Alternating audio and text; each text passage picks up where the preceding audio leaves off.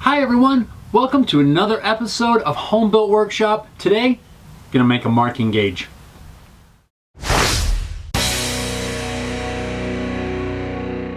As I've been working on some guitars more and more lately, I'm finding that your layout is super critical.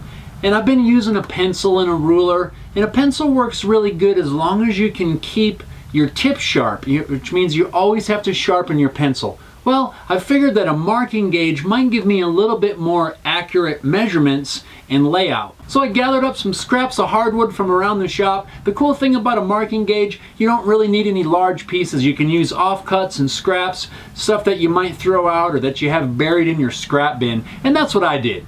Using my edge jointing jig, I'll true up one end of this scrap of maple. Then I'll just rip it down into 3/4 inch strips.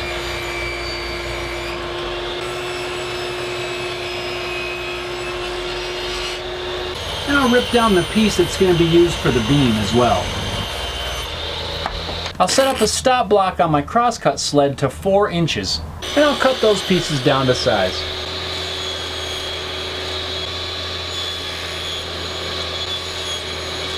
These are all the parts I'm going to need to put this marking gauge together. I need to glue these pieces together.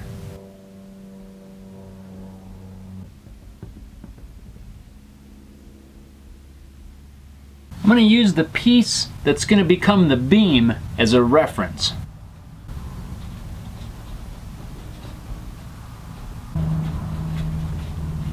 I'll remove the beam and let the glue dry.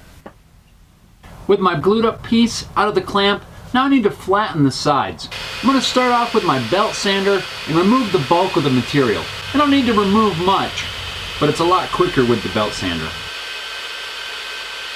Then I'll switch to my sanding beam and complete the process. Now on the bandsaw, I'll round off the corners.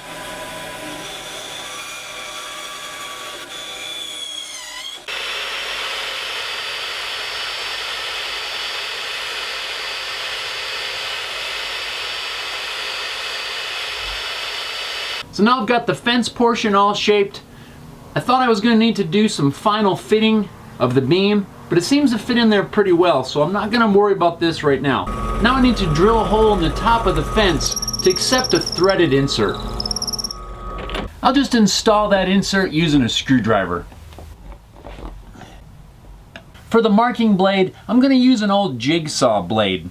First I'm going to mark out on the end of the beam the width of the blade. Then using a file, I'll just file a shallow groove to hold the blade. This will keep it from turning when I'm using it.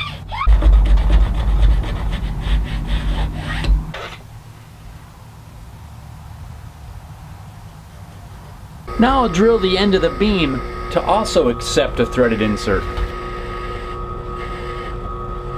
I'll give that hole a quick chamfer just to prevent chipping when I screw in the insert. They're kind of tricky sometimes to put in by hand. The brass is really soft, so if your screwdriver doesn't fit very well, you risk damaging the insert.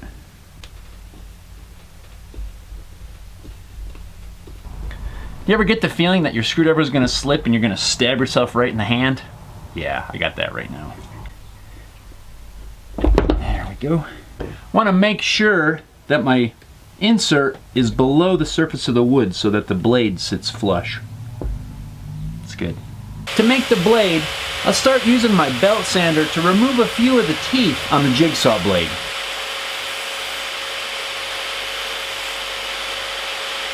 And I'll just use the sander to basically cut it off.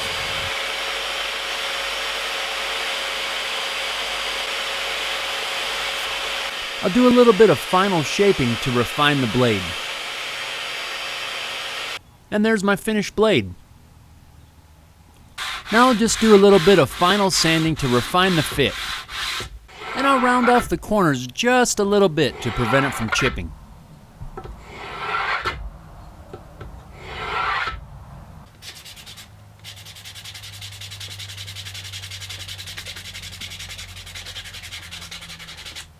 And I'll just wipe on a coat of Danish oil for the finish.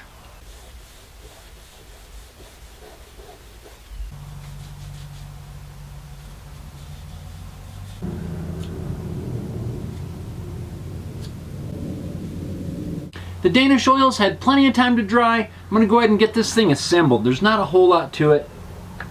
We'll slip the beam into the center. We'll screw the blade onto the front. And to secure it all, I'll use this knob that I made from a piece of dowel with a bolt epoxied in the center. And there is my homemade marking gauge. I think it turned out pretty good. I believe the wood that I use for the beam is canary wood. Now, one thing I know is going to happen with this knob, it's going to leave some indentations along the top.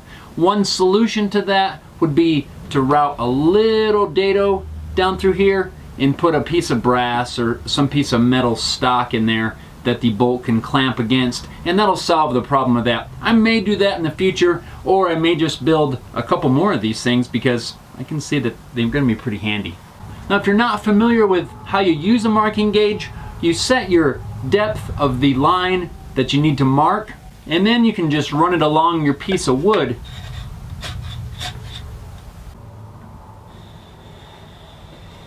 And the blade will cut a nice, accurate mark in there. Just a little layout line, a cut line, a saw line, something like that when you're trying to lay out some sort of joinery.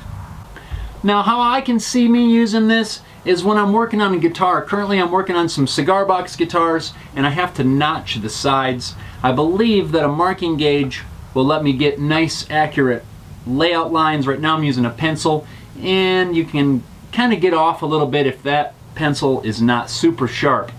So I think that a marking gauge is going to help me. I'll be able to mark along the bottom and the sides right exactly where I need to cut, a little bit more accurate. And I'm sure I'll find a bazillion other uses around the shop for a simple little tool like this.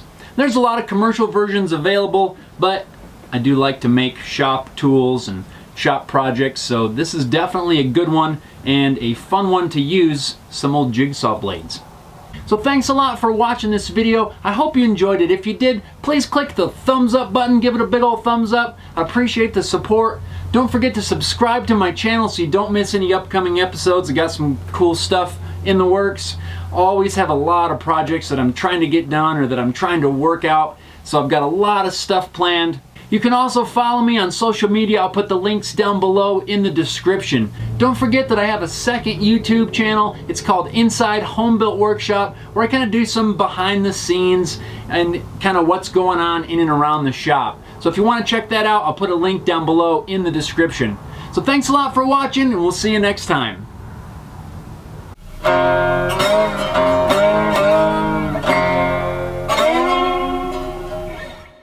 Just line everything up, squish in the sides so it's tight against the beam, and realize that I must have glued the wrong frickin' side.